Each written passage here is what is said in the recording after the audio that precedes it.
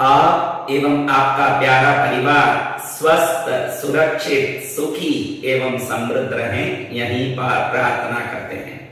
आप सब ठीक हैं?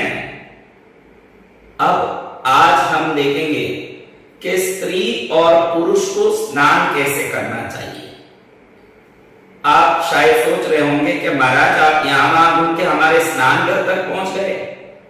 आपको मैं कहना चाहता हूं कि अगर जितने विषयों को आप बहुत महत्व देते हो तो उसमें महत्व देने जैसा ये चीज है स्नान, क्योंकि स्नान से होने वाली कई घटनाएं जीवन में शुभ और अशुभ कर सकती हैं।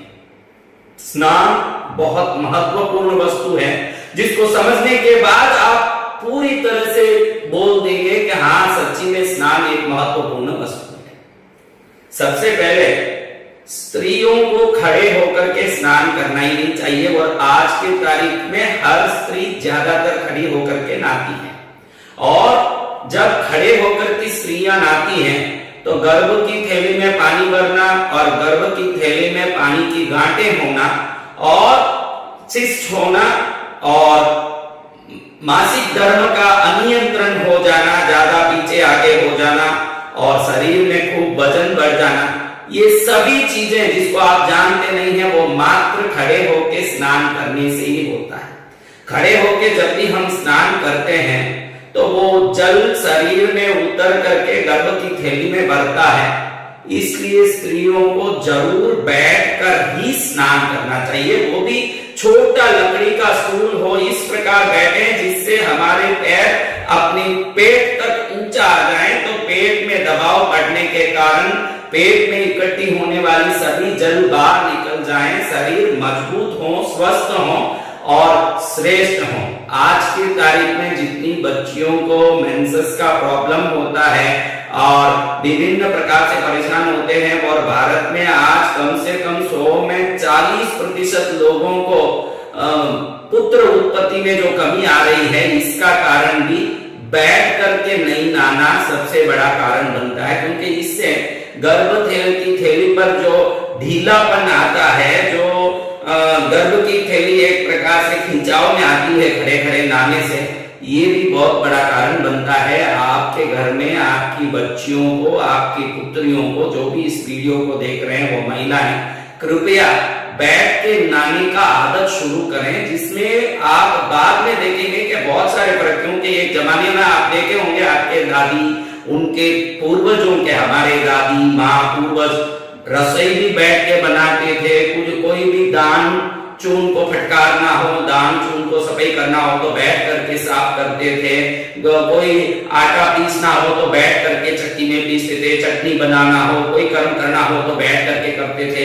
आज हम खड़े खड़े रसोई बनाते हैं, खड़े खड़े सब चीजों करते हैं। और खाते भी हम पहले जमाने में लोग नीचे बैठ के खाते थे, क्योंकि भोजन करते समय आप जमीन पर बैठोगे तो अर्थ एलिमेंट, पृथ्वी तत्व का मैग्नेटिक फील्ड आपकी रीढ़ की हड्डी के अंतिम छोर पर मूलाधार चक्र से कनेक्ट होता है, तो पूरी तरह से वो खाने को पचाने की ताकत आप में आता है और खाना अमृत बन के शरीर में protein, vitamin, iron, zinc, calcium जो जिस जगह पहुंचना उस जगह को पहुंचाने का पूरा काम ये मैग्नेटिक फील्ड एनर्जी करती है। आजकल तो लोग डाइनिंग टेबल पर बैठ करके भोजन करते हैं, आराम से कुर्सी पर बैठ करके भोजन करते हैं, और बहनों खड़ी खड़ी रसोई बना रही है, खड़ी खड़ी खा लेती है अर्जेंट में थाली उठा करके।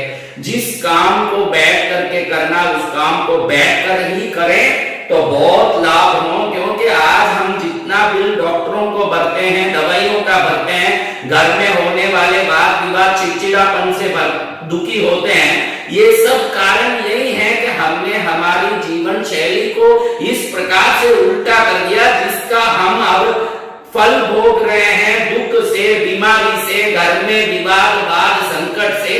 इसका कारण है कि हमारे पूर्वजों के बताए हुए मार्ग पर चलना हम छोड़ दिए।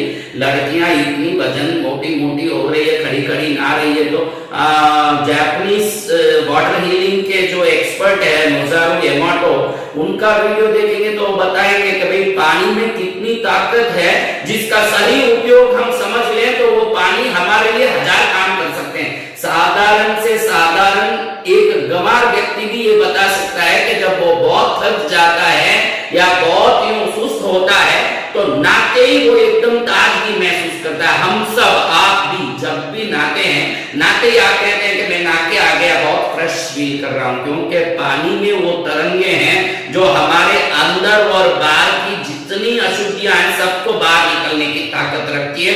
लेकिन उस पानी को हम व्यवस्थित उपयोग करेंगे तो यही पानी स्वास्थ्य और घर की शांति का सबसे बड़ा अमृत दवाई बन के काम करेगा। इसलिए स्त्रियों को बैठकर ही नहाना चाहिए। अगर लकड़ी का स्टूल हो तो बहुत अच्छा है, क्योंकि लकड़ी के ऊपर आप जब भी बैठते हैं तो बिना काम से आपके ऊपर चढ़ने वाले तरंगे रह जाती है और आप पानी का पूरा जो मैग्नेटिक फील्ड एनर्जी है उसको शरीर पर अच्छे से ले सकते हैं और नहा सकते हैं। और पुरुष को तो खड़े होकर ही नहाना चाहिए, पुरुष को 101% खड़े होकर ही नहाना चाहिए। समुद्र में नहाए, नदी में नहाए, कुएं में नहाए या घर के बाथरूम में नहाए, पुरुष जब खड़े होकर के नहाएगा तो हेर्निया का प्रॉब्लम, दूसरे अन्य प्रकार की बीमारियां आने की कोई प्रकार की संभावना कम हो जाती है। और जब वो खड़ा होकर के नहाएगा तो उसका मसल बल, उसके जो वक्षस्थल की एनर्जी, उसके जो चक्रास की एनर्जी है वो पूरी तरह से बैलेंस होता है। आदमी को खड़ा होकर नहाना चाहिए और बहनों को, माताओं को, स्त्रियों को बैठकर ही नहाना चाहिए। मैं वापस एक बार निवेदन करता हूं कि घर में जितनी बच्चियां हैं, आप जितनी भी स्त्रियां हो, सब जरूर इसका पालन करके देखो। उसके बाद आपके शरीर पर, मन पर कितना बड़ा बल मिलता है, क्योंकि खड़े खड़े स्त्रियों के नहाने से जो ऊर्जा नीचे उतरती है, इस कारण से सेल्फ कॉन्फिडेंस भी पूरी तरह से खत्म हो जाता है, मन में डर उत्पन्न होने लगता है। बैठ के नहाने से महाराज इतनी बड़ी लाभ हो सकती है क्या? आप नहाएंगे तब मालूम पड़ेगा कि सेल्फ कॉन्फिडेंस के डेवलपमेंट में, मन में नए विचारों के श्रेष्ठ प्लानिंग में और शरीर के बल में और घर गृहस्थी की शांति में, अध्यात्म के रूप से और विज्ञान के रूप से और चिकित्सा शास्त्र के रूप से, तीनों के हिसाब से भी देखें तो स्त्री को बैठ के ही नहाना चाहिए। लेकिन इस टॉपिक पर कोई बात ही नहीं करता है कि हमको नहाना कैसे चाहिए। इसलिए सब बाथरूम में जाते हैं और शवर खोलते हैं, अपनी मर्जी जैसे नहा डुला के आ जाते हैं।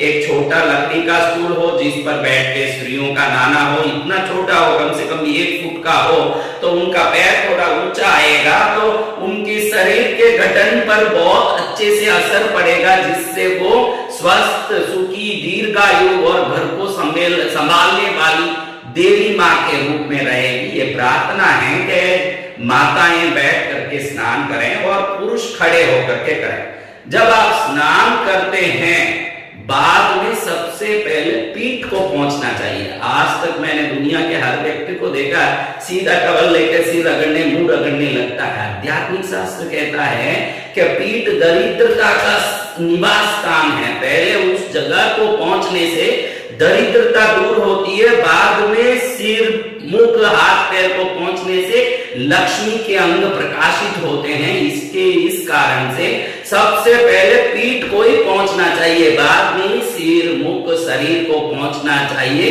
वैज्ञानिक शास्त्र के हिसाब से भी, ये तो मैंने अध्यात्म का बताया कि भाई पीठ दरिद्रता का स्थान है, इसलिए पहले पीठ पहुंच लो, बाद में शरीर को आप पहुंच करके लक्ष्मी का आवाहन करो। इस शरीर रूपी मंदिर में लक्ष्मी का निवास हो जाए। अध्यात्म के रूप से ये बात है। अगर चिकित्सा शास्त्र के रूप से भी देखने जाओ तो ये जो रीढ़ की हड्डी है, बैकबोन, ये कभी गीला नहीं होना चाहिए। इसके गीले होने से इसके संबंधित पूरे शरीर के हर अंगों में वो ठंडकी पहुंचती है और विभिन्न प्रकार की शिकायतें, लकवा, कमर दर्द से लेकर दुनिया की कोई भी शिकायत रीढ़ की हड्डी गीली होने से होती है। तो चिकित्सा शास्त्र भी कहता है कि सबसे पहले शरीर में रीढ़ की हड्डी का एक बैग वस्तु को पहले सुखा देना चाहिए। पहले चिकित्सा शास्त्र के हिसाब से भी आप पीठ को पहले पहुंचे और उसके बाद सिर को, मुख को, हाथ पैर को ऐसे पहुंचेंगे तो मेडिकली भी लाभ होगा और अध्यात्म के रूप से भी लाभ होगा। और उसके बाद में जो भी आप नहाते हो, जितना पानी जरूरत है उतना लें और उसको पूरा कर दें। आप जब बाहर आए तो उस बकेट में थोड़ा भी पानी बचा ना हो, पूरा खाली करके आए। जब अगला व्यक्ति नहाने जाए तो वो पानी को नए से भरे और नए से बैठ करके वापस नहाए, तब वो पुराना पानी का तरंग दूसरे पर जाता है। तो इसको कहते हैं वाइब कंफ्यूजन, इसको कहते हैं वाइब्रेशन का कंफ्यूजन, जिससे एक दूसरे के तरंगों की ऊंच नीच हो जाने के कारण अनेक प्रकार के गड़बड़ और वाद विवाद घरों में होते रहते हैं। इसलिए पानी को एकदम पहले खाली करके फिर दूसरा जो जाए नया भर के फिर नहाए। स्नान आप सोच रहे हो वैसे कोई बाथरूम में गए और खोल लिया शवर और ऐसे नहा के आ रहे हैं, इतना साधारण वस्तु नहीं है। स्नान करते समय जो आप पानी के ऊपर 9 बार अपनी उंगली से, ये जो अंगूठी जिस उंगली से उंगली में पहनते हैं, इसी उंगली से पानी के बकेट में 9 बार ओम लिखते हैं और आप प्रार्थना करते हैं कि ये जल मेरा स्वास्थ्य का वृद्धि करने वाला बने, मेरी समृद्धि का वृद्धि करने वाला बने, मेरे सुख को वृद्धि करने वाला बने।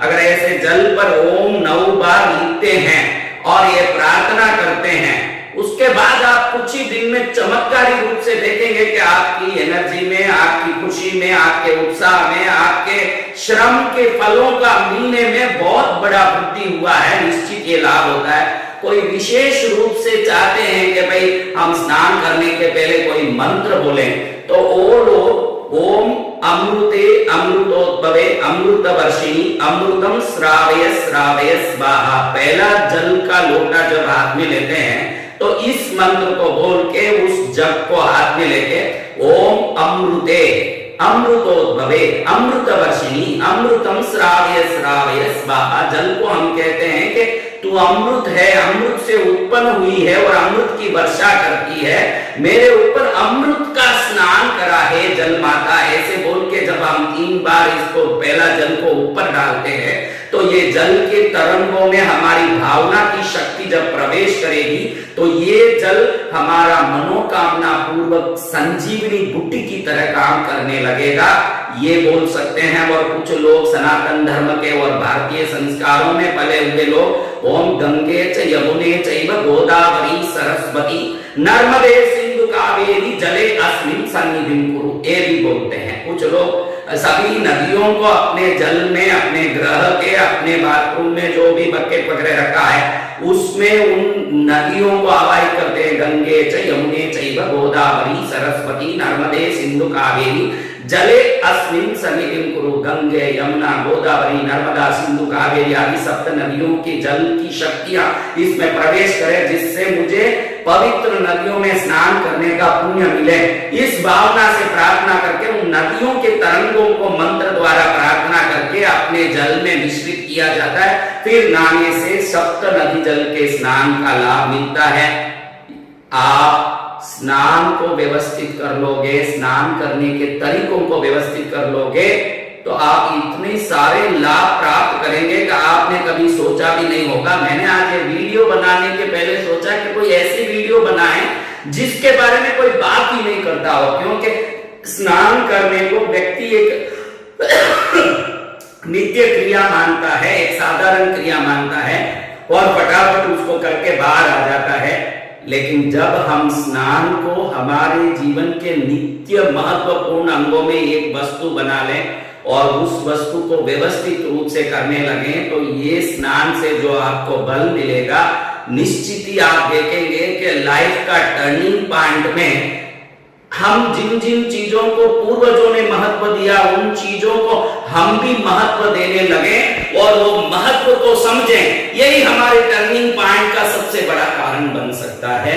आप जो बातें मैंने बताई है, पुरुषों के लिए खड़े होकर के नहाना, स्त्रियों के लिए बैठ के नहाना, पहले पीठ को पोंछना, बाद में अंगों को पोंछना, बकेट को पूरी तरह खाली कर देना, स्त्रियों के लिए छोटा सा लकड़ी का स्टूल लगा के बैठना, क्योंकि प्लास्टिक के आजकल जो स्टूलें आई हैं इस पर के बैठ करके नहाने से एर्थ एलिमेंट से आपका जो बैलेंस होना चाहिए वो कभी होगा नहीं और लकड़ी के पाटे पर ही होगा। एक सुंदर लकड़ी का पाटा बनवा के, वो भी आम का लकड़ी का पाटा हो तो बहुत गुना लाभ देता है आम के लकड़ी का पाटा। इस प्रकार का पाटा बना करके बैठ करके नहाने से कई प्रकार से गर्भवती थैलियों से परेशान स्त्रियों और विभिन्न प्रकार की बीमारियों से जूझने वालों को बहुत सारा अनायास ही लाभ मिल सकता है।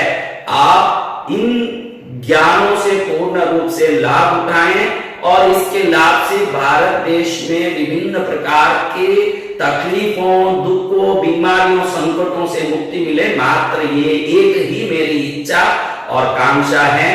आप एवं आपका प्यारा परिवार स्वस्थ, सुरक्षित, सुखी एवं समृद्ध रहें, यही प्रार्थना।